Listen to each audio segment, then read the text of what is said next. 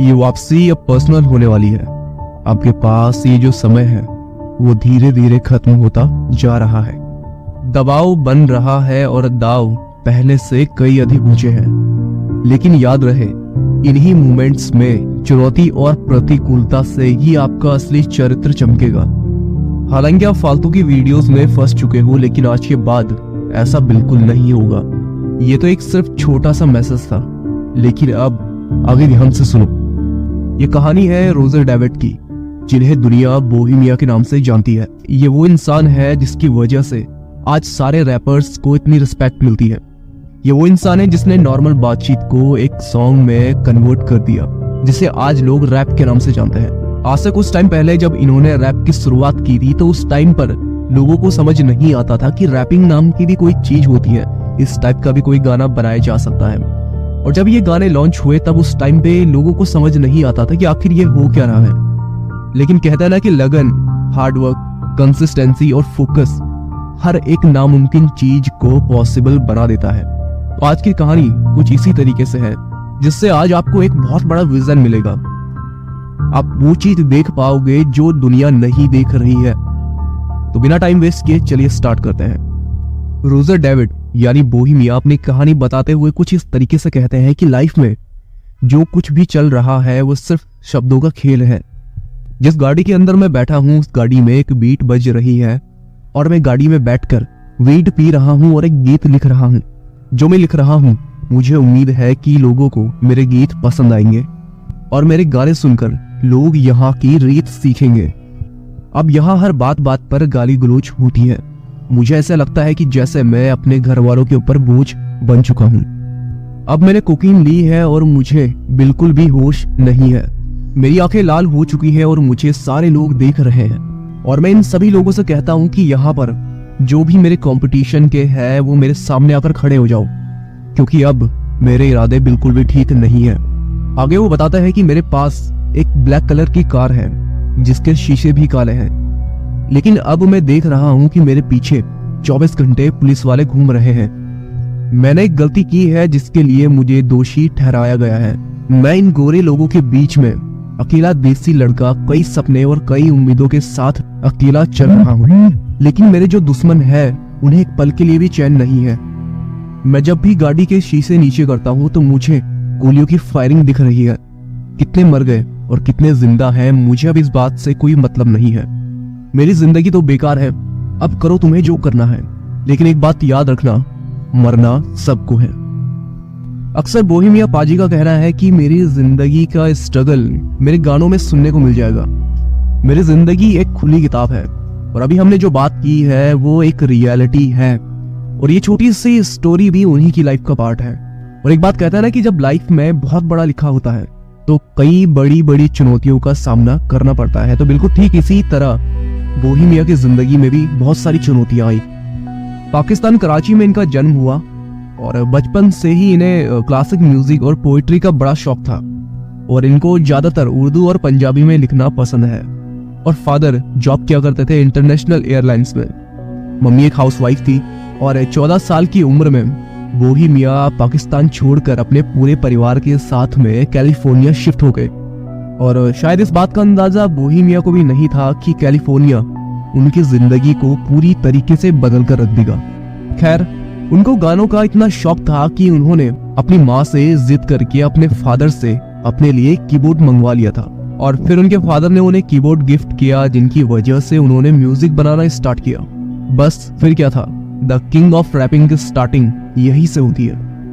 वो अपने गानों की लिरिक्स खुद से लिखा करते थे। उनकी लाइफ में जो कुछ भी चल रहा था, जो कुछ भी प्रॉब्लम्स चल रही थी, उसको लिखना स्टार्ट किया, और साथ ही पोएट्री वगैरह भी लिखा करते थे। आगे चलकर जब वो 15 साल के हुए तो उनके ऊपर से उनकी माँ का साया उठ गया। उनकी माता जी का देहांत हो जाता है, और बोहेमिया कहते हैं कि यहाँ से उनकी लाइफ का एक सुहाना सफर शुरू हो गया था, क्योंकि उन्होंने कभी अपनी लाइफ में स्ट्रगल को स्ट्रगल माना ही नहीं।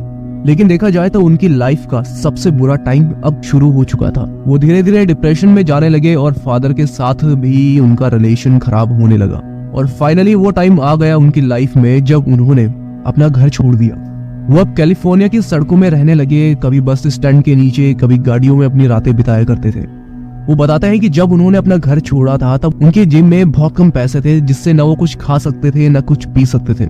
अब कुछ महीने सड़कों पर बिताने के बाद उनके कुछ दोस्त बनने लगे जिनके साथ में उनका रहना हुआ करता था। जब वो घर से निकले थे तो अपने साथ में अपना कीबोर्ड लेकर चले गए थे। इस घटना को आप उनकी खुशकिस्मत भी समझ सकते हैं, क्योंकि कीबोर्ड बजाना तो उन्होंने सीख लिया था। अब उसकी मदद से उन्होंने पार्टीज वगैरह में कीबोर्ड बजाना स्टार्ट किया, जिसकी वजह से उन्हें मुफ्त में खाना मिल जाया करता था और कुछ पैसे भी मिल जाया करते थे। और फिर धीरे धीरे उन्होंने अपने लिखे हुए गाने भी गाना स्टार्ट किया। अब उस शहर में उनकी धीरे धीरे जान पहचान बनने लगी और फिर उनको एक अच्छे स्टूडियो में नौकरी मिल गई। अब थोड़ा नाम हुआ, थोड़ा काम मिलना शुरू हुआ, थोड़ा पैसा मिलना शुरू हुआ। धीरे धीरे सब कुछ ठीक हो रहा था, लेकिन तभी अचानक उनके करीबी दोस्त का मर्डर कर दिया जाता है। इस घटना से वो एक बार फिर से डिप्रेशन में चले गए। वो काफी डर कर रहने लगे। उनको भी लगने लगा कि शायद उन्हें भी उनके दोस्त की तरह मार दिया जाएगा। अब उन्होंने ना कोई परफॉर्म किया, ना कोई गाना गाया, बस नशा करने लगे। और इस बीच में उन्होंने अपना लिरिक्स लिखना बिल्कुल नहीं छोड़ा। जो उनका पैशन था वो बिल्कुल भी नहीं छोड़ा। और उनकी सक्सेस का यही सबसे बड़ा रीजन है, कंसिस्टेंसी। उन्होंने अपना पैशन बिल्कुल नहीं छोड़ा और इसी रीजन की वजह से उन्हें पूरी दुनिया जानती है। फिर काफी टाइम बाद 2002 में उन्होंने अपनी जिंदगी के स्ट्रगल के ऊपर एक एल्बम लॉन्च की। लोगों ने इस गाने को काफी पसंद किया और फिर इस एल्बम ने BBC रेडियो UK के टॉप 10 में अपनी जगह बना ली। और फिर उस दिन के बाद बोहेमिया ने यहाँ से पीछे मुड़कर कभी नहीं देखा। फिर उन्होंने यूनिवर्सल म्यूजिक ग्रुप के साथ में मिलकर एक और एल्बम लॉन्च की, पैसा, नशा और प्यार। इस एल्बम को इंटरनेशनल लेवल पर लॉन्च किया गया, जिसके बाद से बोहेमिया ने भारत में भी अपनी जगह बना ली। फिर 2009 में द रैप स्टार के नाम से अपनी एक और एल्बम लॉन्च की और इस एल्बम ने एशियन म्यूजिक अवार्ड भी जीता और PTC यानी पंजाब म्यूजिक अवार्ड भी जीता। फिर 2017 में द फाइनल चैप्टर के नाम से T सीरीज के साथ मिलकर एक और एल्बम लॉन्च की और फिर इस बीच में ढेर सारा प्यार, ढेर सारे अवार्ड और ढेर सारी सक्सेस को अचीव किया।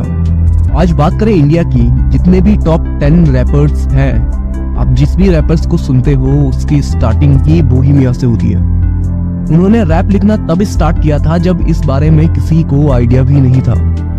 लोगों को बिल्कुल भी समझ नहीं आता था कि आखिर ये है क्या। लेकिन दुनिया में ऐसा कोई भी काम नहीं है जो लोगों को समझ ना आए और पॉसिबल ना हो, बट इसके लिए कंसिस्टेंसी और फोकस की बहुत जरूरत होती है। और फाइनली अपनी मेहनत के दम पर पंजाबी रैप को भी फेमस कर दिया और आज जितने भी रैपर्स हैं सारे के सारे बोहेमिया को अपना गुरु मानते हैं। वो कहते हैं कि जब कोई इंसान जवान होता है तो उसके लिए ये दुनिया एक जंग का मैदान है। आपके जो अपने हैं वही आपके ऊपर गोलियां चलाएंगे। और एक बात का ध्यान रखना, जिसको आप प्यार करते हो उस इंसान के 1000 चेहरे होंगे। इंसान के रहते उसकी कीमत का पता नहीं चलता, उसकी कीमत का पता उसके जाने के बाद लगता है। ये जिंदगी एक गम का खजाना है। आज मेरी बारी है तो कल तेरी बारी होगी। ये जिंदगी कभी नहीं रुकेगी। अगर आप सबके साथ में मिलजुल कर रहोगे तो तभी बात बनेगी। लड़ने झगड़ने से बिल्कुल भी बात नहीं बनेगी। जो पल बीत गया वो कभी वापस नहीं आएगा। ये जिंदगी के पल ही आपका खजाना है। ये सब मैंने इस दुनिया में आने के बाद सीखा। अब आप बताओ, आपने इस दुनिया में आने के बाद क्या सीखा? उनकी जिंदगी जितनी आसानी से मैं आज आप लोगों को बता पाया हूँ, उनके लिए बिल्कुल भी आसान नहीं था। सोचो अगर एक छोटी सी एज में आपके ऊपर से आपके माँ बाप का साया उठ जाए, ना आपके पास घर है, ना खाना है और ना ही समझ है, तो आप सोचो कैसे सरवाइव करोगे। सीखने वाले इंसान ने इस वीडियो से बहुत कुछ सीखा होगा। अगर आपने भी बहुत कुछ सीखा है तो हमें जरूर बताइएगा। और आज के लिए इतना ही, मिलते हैं नेक्स्ट वीडियो में। Wish you all the best. Thank you so much.